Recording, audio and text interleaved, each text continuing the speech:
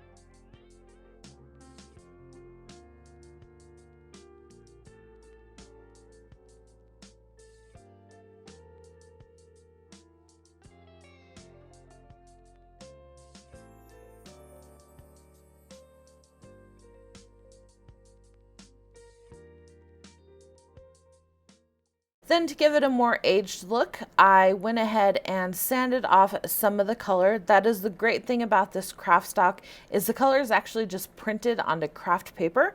So you're able to sand off the color once you emboss it, and you can give it a fun aged look and bring out the definition of the embossing folder more. Also works great with the better press plates and the glimmer plates. I'm just using a nail file to sand this off, but you can also use some fine grit sandpaper if that's all you have.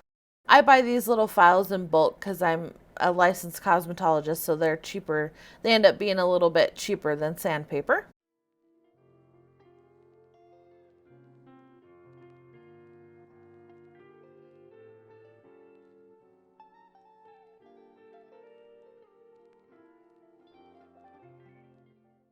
After I got it all sanded, I went ahead and dusted it off with my Swiffer. This works great to pick up all that cardstock pulp. And then using the Merry and Bright tree die set, I went ahead and cut out some papers that I had gel printed, and then I assembled them. You may remember seeing this from my release and review video. This is a card that I hinted at that I was going to create with that die. I also cut out the little bright sentiment from some gold cardstock. Now I'm just going in and distressing the edges with my distress tool. You can also use scissors to do this, but be very careful as it's an open blade and you may cut yourself. So definitely be careful with doing that.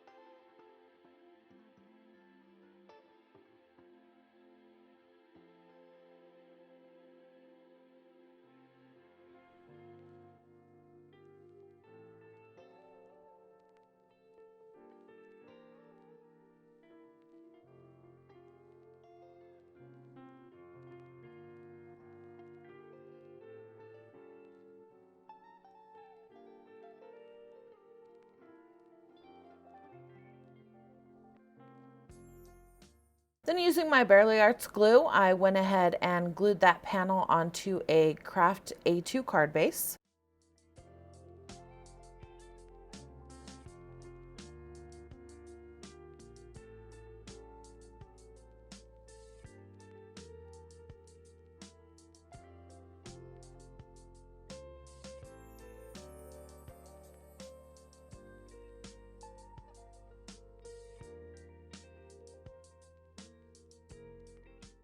Then of course I had to add some splatters, so I went in with my trusty liquid gold acrylic and my fan brush and just added a bit of splatter to the background.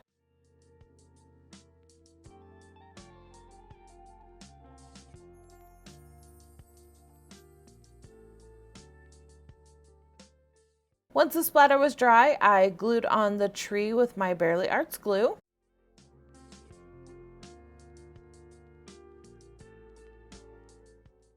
And to make sure I got it straight, I broke out my T-square ruler and actually managed to get this one fairly straight.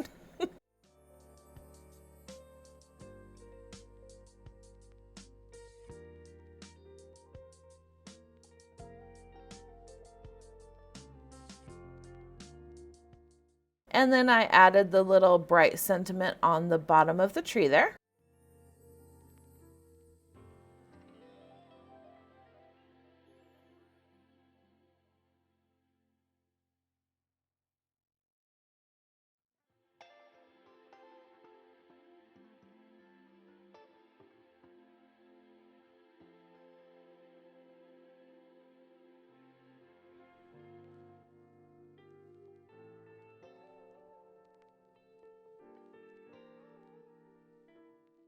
And here's the final card. This is definitely a very quick and easy one. You could easily mass produce these if you needed to.